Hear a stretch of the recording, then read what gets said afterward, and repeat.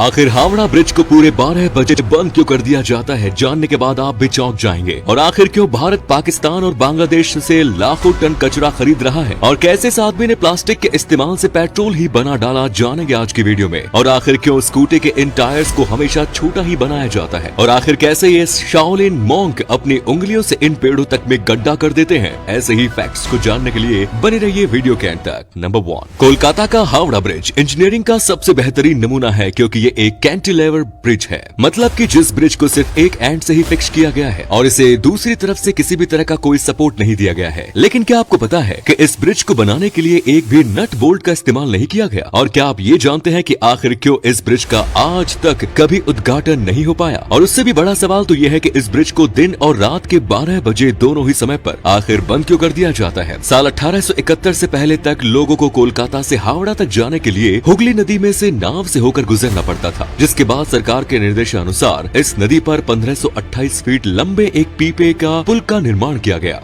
बड़े बड़े पीपों को लगाकर बनाए गए इस पुल में 22 लाख रुपए का खर्च आया। लेकिन फिर जब यहाँ हावड़ा स्टेशन बना तो यहाँ पर लोगों की भीड़ भी बहुत ज्यादा बढ़ने लगी, जिसके बाद यहाँ की सरकार ने इस जगह पर एक फ्लोटिंग यानी तैरता हुआ ब्रिज बनाने का फैसला किया। लेकिन उसी समय पहले विश्व युद्ध की भी शुरुआत हो गई, जिसके चलते ये काम भी बीच में ही रोकना पड़ा। और फिर 1992 में BBJ नाम के एक कंपनी ने इस जगह पर काफी मजबूत और टिकाऊ ब्रिज बनाने का फैसला किया, जिसके लिए उन्होंने 26,500 टन स्टील का इस्तेमाल किया। उस समय में इतने स्टील को इकट्ठा करना कोई छोटी बात नहीं थी। उस समय अंग्रेजों ने उनके सामने एक बड़ी शर्त भी रखी कि इस ब्रिज को बनाने के लिए इसके नीचे कोई भी पिलर नहीं होना चाहिए, ताकि बड़े से बड़ा जहाज भी इस ब्रिज के नीचे से आसानी से निकल सके। यही वजह है कि उन्होंने यहाँ पर एक कैंटिलेवर ब्रिज को बनाकर तैयार किया। और हैरानी की बात तो ये है कि उस समय में इस ब्रिज को बिना किसी नट बोल्ट की ही बनाकर तैयार कर दिया गया। लेकिन उस समय के सबसे बड़े कारनामे को अंजाम देने के बाद भी इस ब्रिज का आज तक भी कभी उद्घाटन नहीं हो पाया, क्योंकि इस ब्रिज के बनते ही वर्ल्ड वॉर 2 की शुरुआत हो चुकी थी, जिसके चलते इस ब्रिज को बिना उद्घाटन के काम पर ही लगा दिया गया। उस समय जापान ने इस ब्रिज को बमबारी से उड़ाने की कोशिश की, लेकिन वो इसमें नाकाम रहे। ये ब्रिज इतना मजबूत है कि आज भी रोजाना इस पर से करीब 1 लाख से भी ज्यादा गाड़ियां होकर गुजरती हैं। लेकिन इस ब्रिज को हर रोज दोपहर और रात के पूरे 12 बजे बंद कर दिया जाता है, जिसके पीछे का कारण ये है कि इसे बनाने वाले इंजीनियरों ने ये दावा किया कि ये पुल किसी भी दिन 12 बजे गिर जाएगा। लेकिन उन्होंने ये नहीं बताया कि इसके गिरने का समय वो रात में होगा या दिन में। बस इसी के चलते इसे इन दोनों ही समय पर बंद कर दिया जाता है। और हाल ही में किए गए एक निरीक्षण से ये पता चलता है कि पॉल्यूशन और मौसम की मार की वजह से ब्रिज काफी तेजी से कमजोर होता जा रहा है। इसको संभाल कर रखने वाले ये पिलर आकार में आधे रह चुके हैं। अब देखना यह है कि यहाँ पर ये कब तक टिके रहता है। नंबर 2, बहुत कम ही लोग ये बात जानते हैं कि भारत हर साल पाकिस्तान और बांग्लादेश से करीब 1.5 लाख मैट्रिक टन कचरे को खरीदता है। लेकिन आखिर ऐसा क्यों? आखिर किसी और देश का कचरा भारत के किस काम का? दरअसल पाकिस्तान और बांग्लादेश जैसे कई देशों के पास इस कचरे को रिसाइकल कर उसे दोबारा से इस्तेमाल करने लायक बनाने के लिए कोई भी खास किफायती इक्विपमेंट्स नहीं है, जिसके चलते उनके लिए इस कचरे को संभाल पाना काफी महंगा पड़ता है। और ये कचरा वहाँ पर पड़े पड़े सड़ता है और गंदगी मचाता है। इसी वजह से वो इस कचरे को भारत जैसे दूसरे देशों को एक्सपोर्ट कर देते हैं। लेकिन अब सवाल ये है कि फिर भारत इस कचरे को इम्पोर्ट कर उसका आखिर करता क्या है? तो आपकी जानकारी के लिए बता दूं कि भारत के पास ऐसे कई बड़े इक्विपमेंट्स मौजूद हैं जो इस प्लास्टिक वेस्ट को रिसाइकल कर कई तरह की बोतल, पेपर और यहाँ तक कि सड़कों को भी बनाने का काम करते हैं। आपको शायद इस बात की जानकारी ना हो कि भारत अभी तक इस वेस्ट कचरे का इस्तेमाल कर 10,000 किलोमीटर से भी ज्यादा लंबी सड़क का निर्माण कर चुका है। नंबर 3, यहाँ पर्यावरण को बचाने के लिए हम आज कचरे का इस्तेमाल कर सड़कों का निर्माण कर रहे हैं। वहीं इसी बीच हैदराबाद में रहने वाले 45 वर्ष के सतीश कुमार ने एक ऐसा कारनामा कर दिखाया है जिसकी कोई कल्पना भी नहीं कर सकता। इन्होंने तो वेस्ट प्लास्टिक का इस्तेमाल कर पेट्रोल को ही बनाकर तैयार कर दिया, जिसका इस्तेमाल कर आप अपनी गाड़ियाँ और मोटरसाइकिल को भी दौड़ा सकते हैं। उन्होंने इस पेट्रोल को प्लास्टिक पायरोलिसिस नाम दिया है। इनका दावा है कि ये हर रोज करीब 200 किलो प्लास्टिक से 200 लीटर पेट्रोल बनाकर तैयार कर लेते हैं। जहां पेट्रोल की कीमतों में रोजाना बड़ी मात्रा में उछाल आ रहा है, वहीं सतीश ने अपने इस पेट्रोल का दाम ₹40 प्रति लीटर रखा है। नंबर 4, दोस्तों आपके भी मन में कभी न कभी ये सवाल तो जरूर आया ही होगा कि आखिर स्कूटी के इन टायर्स को बाइक्स के टायर मुकाबले में छोटा क्यों बनाया जाता है। तो आपको बता दो कि स्कूटी का निर्माण एक पूरी फैमिली की जरूरतों को मद्देनजर रखते हुए किया गया है। इसमें मौजूद ये बूट पैर रखने के काम तो आता ही है, लेकिन साथ ही ये भारी सामान जैसे कि सिलेंडर और घर का जरूरी राशन रखने के लिए भी इस्तेमाल में लाया जाता है, जिसकी वजह से इस बूट स्पेस में भारी सामान को आसानी से रखने के लिए इसकी ऊंचाई को जमीन से थोड़ा ऊपर ही रखा जाता है। साथ ही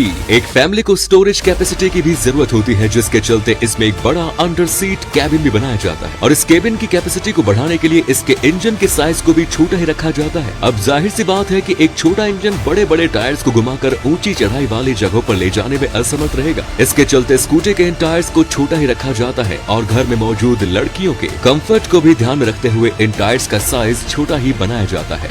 नंबर 5, अभी तक आपने आर्मी के जवानों को दी जाने वाली टफ ट्रेनिंग को तो देखा ही होगा, लेकिन क्या आपने कभी एक शाओलिन मॉन्क को दी जाने वाली ट्रेनिंग को देखा है? एक शाओलिन मॉन्क के हाथों और उसकी उंगलियों को लोहे जैसा मजबूत होना बहुत जरूरी होता है, जिसके लिए उन्हें आयरन फिंगर ट्रेनिंग दी जाती है, जिसके लिए उन्हें अपने हाथों और उंगलियों को कुछ इस तरह से लोहे के इन ड्रम के बीच में से गुजारना पड़ता है और दीवारों जैसे हार्ड सरफेस पर अपनी उंगलियों को कुछ इस तरह से मारना पड़ता है। आप ये जानकर काफी हैरान हो जाएंगे कि ऐसा करने से उनकी उंगलियां इतनी ज्यादा स्ट्रॉन्ग हो जाती है कि ये बहुत ही आसानी से एक पेड़ के तने तक में गड्ढा कर देते हैं। तो उम्मीद है ये वीडियो पसंद आई होगी। अगर आए तो इसे अपने दोस्तों के साथ शेयर करना ना भूलें। धन्यवाद।